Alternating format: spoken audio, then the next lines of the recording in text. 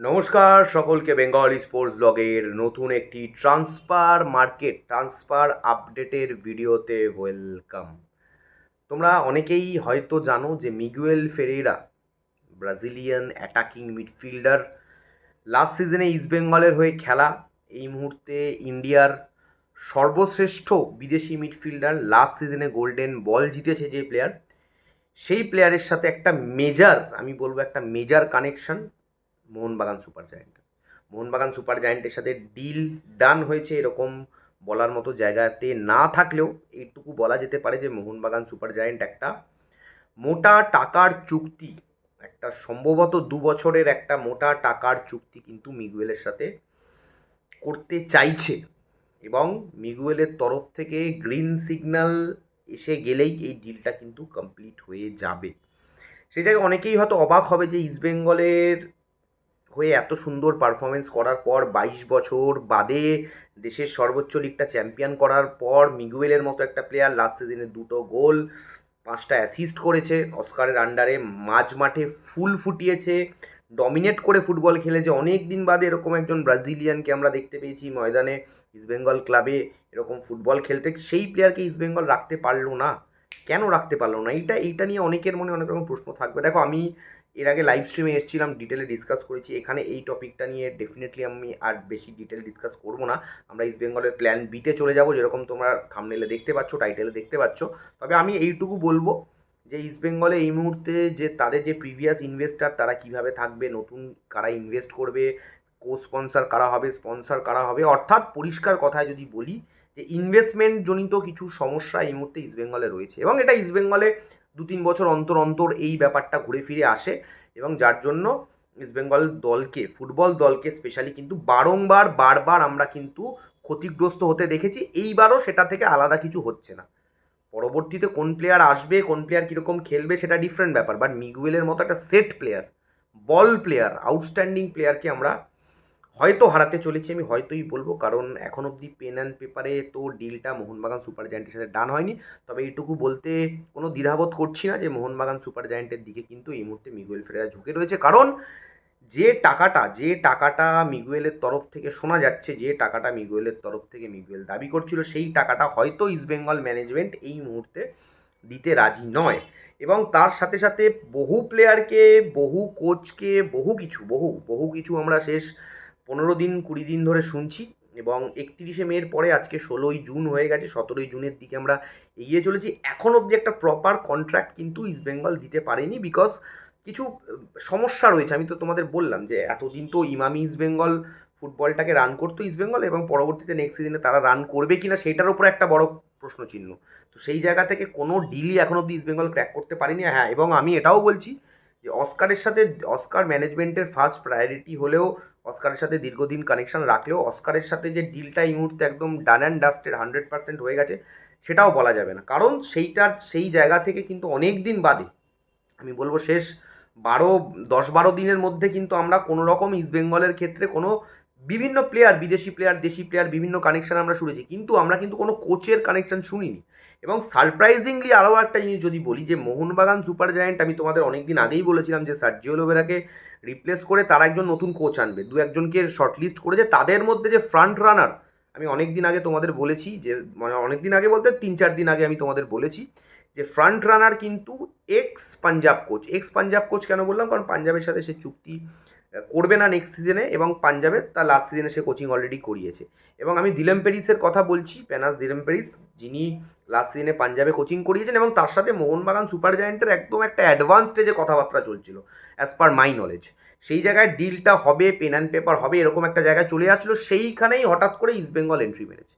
তার কারণ ইস্টবেঙ্গল এন্ট্রি মেরেছে, এবং এটা থেকে একটা জিনিস পরিষ্কার যে অস্কার ডিলটা ডান হয়নি সামহাউ, সেই জন্য শোনা যাচ্ছে ইস্টবেঙ্গল ওখানে ডিলটাতে এন্ট্রি মেরেছে, তাই তো? এবং অস্কার ডিলটা হয়নি, অস্কার ডিলটা হলে তো আমরা অফিসিয়াল অ্যানাউন্সমেন্ট জানতেই পারবো। আর যদিও এখন সম্ভাবনাময়, সব কিছুই সম্ভাবনাময়।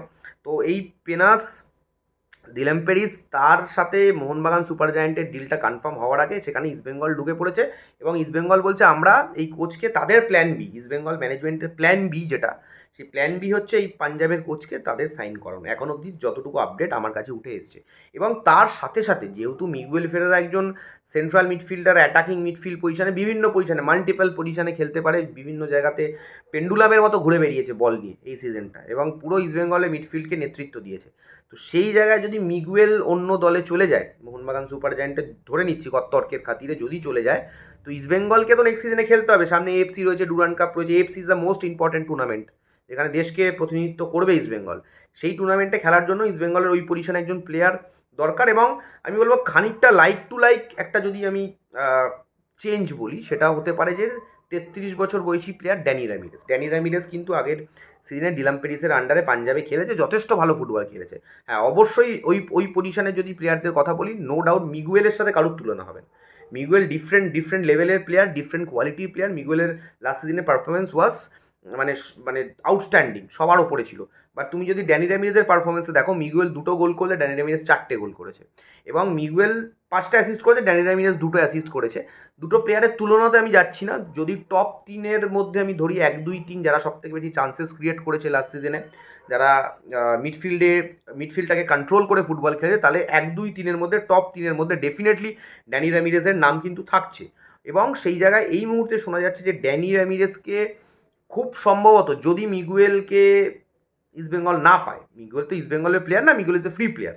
অনেক জায়গাতে অনেক রকম কথা শোনা যাচ্ছে যে ইস্টবেঙ্গলের ঘর ভেঙে প্লেয়ার নিয়ে যাচ্ছে, এক্সেট্রা এক্সেট্রা। ইস্টবেঙ্গলের ঘর ভাঙার কোনো এখানে সিচুয়েশান নেই, কারণ Miguel ফেরেরা is a free player, free agent. তো সে যে কোনো দলে যেতেই পারে।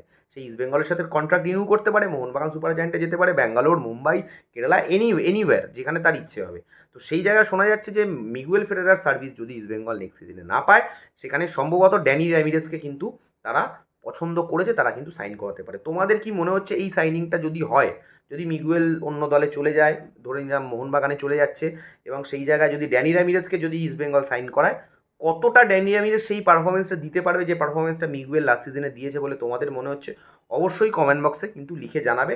তবে এই মিগুয়েলকে ধরে না রাখতে পারা, যদি ধরে না রাখতে পারে, যদিটাই আমি বলছি, এটা আমি জানি না এটা কাদের ব্যর্থতা, কারা দল গঠন করছে ইস্টবেঙ্গলের, কারা এইটার সাথে যুক্ত রয়েছে, তাদের কতটা যোগ্যতা রয়েছে, সেটা নিয়েও প্রশ্ন তো উঠবেই। 22 বছর ধরে জিততে না পারাটা একটা লজ্জাজনক ব্যাপার ছিল, দেশের সর্বোচ্চ লিগটা জিততে না পারা। 22 বছর বাদে এই কার্সটা ভেঙেছে। যে যারা ভাঙলো তাদেরকে ধরতে না, যদি ধরে না রাখা যায়, এবং তারপরে আরও বিদেশিদের নাম আসবে এরপরে, কিন্তু কেভিনের নামও আসবে। কেভিনকেও যদি ধরে না রাখা যায়, মিগুয়েলকেও যদি না রাখা যায়, এবং অস্কার 180 ডিগ্রি যদি সব ঘুরে যায়, এরকমও হতে পারে যে অস্কার, মিগুয়েল, কেভিন হতেই পারে যে একই দলে তারা চলে গেল। এরকম হতেই পারে, সম্ভাবনা সব কিছুরই রয়েছে। ট্রান্সফার মার্কেট কিন্তু ওপেন, কারণ তোমরা জানো মোহনবাগান সুপার জায়ান্টের প্রাইম টার্গেট কিন্তু এই দিলাম পেরিস। তো দিলাম পেরিসকে যদি সাইন তারা না করাতে পারে, তাহলে কিন্তু তারা অন্য কোচের দিকে যাবে। তো সব কিছু রাস্তায় কিন্তু এই মুহূর্তে খোলা রয়েছে। এবং এখানে আমি অনেক জায়গা দিয়ে দেখছি অনেকেই মিগুয়েলকে হয়তো অনেকেই কিছু বলছে। দেখো ভাই, মিগুয়েলকে কিছু বলে লাভ নেই। মিগুয়েল ইজ নট আ ট্রেটার, ওর কোনো ভুল নেই। ও তো ফ্রি প্লেয়ার, ও যে কোনো দলে যেতে পারে, যেখানে ও ভালো কন্ট্রাক্ট পাবে অ্যাজ এ প্রফেশনাল প্লেয়ার, সেখানেই ওর যাওয়া উচিত। এবং মিগুয়েল যদি টাকা চেয়ে থাকে, বেশি টাকা চেয়ে থাকে, আমার মনে হয় কোনো ভুল করেনি। এটা আমার ব্যক্তিগতভাবে মনে হয়। সে টাকাটা দিতে পারবে কি পারবে না ইস্টবেঙ্গল, সেটা আলাদা ব্যাপার, কারণ ওর গোল্ডেন বল জিতেছে, ও তো টাকা চাইবেই। তো সেই জায়গা থেকে সবই ঠিক আছে, দেখা যাক আগামীতে 2-1 দিনের আমাদের নজর রাখতে হবে। ট্রান্সফার মার্কেট না খুব দ্রুত, দেখো শেষ 1-2 দিনের মধ্যে অনেক ইকুয়েশন, অনেক ক্যালকুলেশন কিন্তু বদলে গেল। ট্রান্সফার মার্কেট খুব দ্রুত বদলে যায়। এবং আরও একটা যেতে একটা ছোটো আপডেট দিয়ে দিই, ইস্টবেঙ্গল তাদের রাইট ব্যাক পজিশনের জন্য তোমরা জানো বিভিন্ন প্লেয়ারের প্রোফাইল দেখছে এই মুহূর্তে। ইন্ডিয়ার ইন্টারন্যাশনাল প্লেয়ার, ইন্ডিয়ান সার্কিটে পরিচিত নাম বরিস সিংয়ের সাথে ইস্টবেঙ্গলের এই মুহূর্তে একটা কানেকশন শোনা যাচ্ছে। দেখা যাক, বরিস সিং এলে ইস্টবেঙ্গল কিন্তু ডান দিকটা সচল হবে। আমরা জানি রাকিব ইঞ্জুরি রয়েছে, এবং বরিস কিন্তু right back, right wing back পজিশনটা স্বাচ্ছন্দ্যের সাথে খেলতে পারে। গোয়াতে যথেষ্ট সাকসেসফুলি বরিস সিং কিন্তু শেষ 2-3 বছর ফুটবল খেলেছে আন্ডার মালানো মার্কেজ, এবং গোয়া দলটা যথেষ্ট সফল দল এই মুহূর্তে ইন্ডিয়ান ফুটবলে।